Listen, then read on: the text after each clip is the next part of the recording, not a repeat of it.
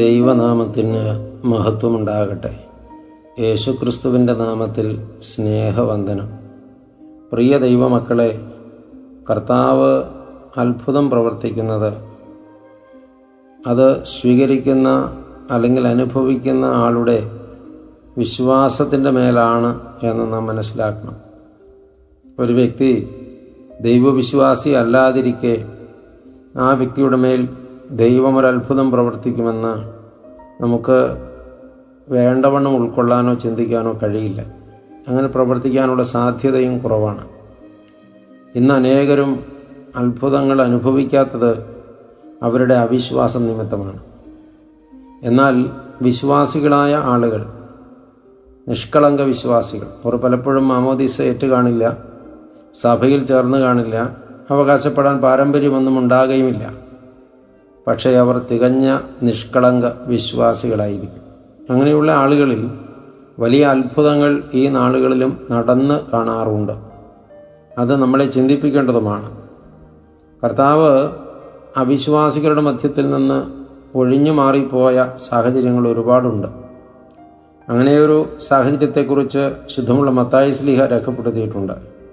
മത്തായി എഴുതിയ രക്ഷാസുവിശേഷം 13-ാം അധ്യായത്തിൻ്റെ 58-59 തിരുവചനങ്ങളിലെത്തുമ്പോൾ അത് തന്നെ മർക്കോസ് എഴുതിയ രക്ഷാസുവിശേഷം 6-ാം അധ്യായത്തിലും രേഖപ്പെടുത്തുന്നുണ്ട്.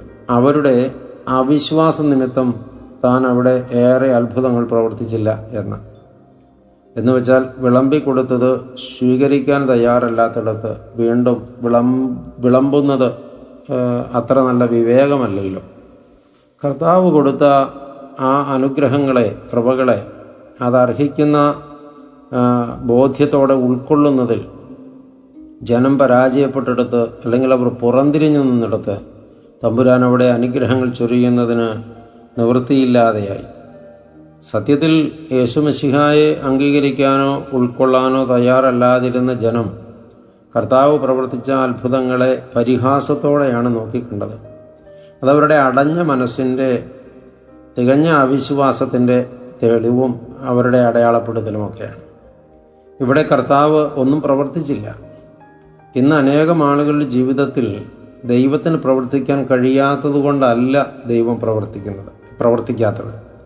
അതിൻ്റെ കാരണം ഈ അവിശ്വാസവും മുൻവിധിയും ഒക്കെ തന്നെയാണ്. അത് സംഭവിക്കില്ല, അതിന് സാധ്യതയില്ല എന്നിങ്ങനെയുള്ള കാഴ്ചപ്പാട്, ദൈവത്തെ തുച്ഛീകരിക്കുവാനുള്ള മനുഷ്യൻ്റെ ചിന്താഗതി.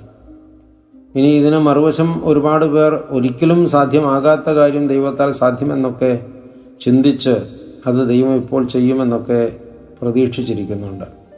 സത്യത്തിൽ ദൈവം എപ്പോഴാണ്, എവിടെയാണ്, എങ്ങനെയാണ് പ്രവർത്തിക്കുന്നതെന്ന് നമുക്ക് നിശ്ചയം പോരാ. പക്ഷേ നാം വിശ്വസിക്കുന്നുവെങ്കിൽ നമ്മുടെ മേൽ ദൈവം അടയാളങ്ങളും അത്ഭുതങ്ങളും എന്നും പ്രവർത്തിക്കും.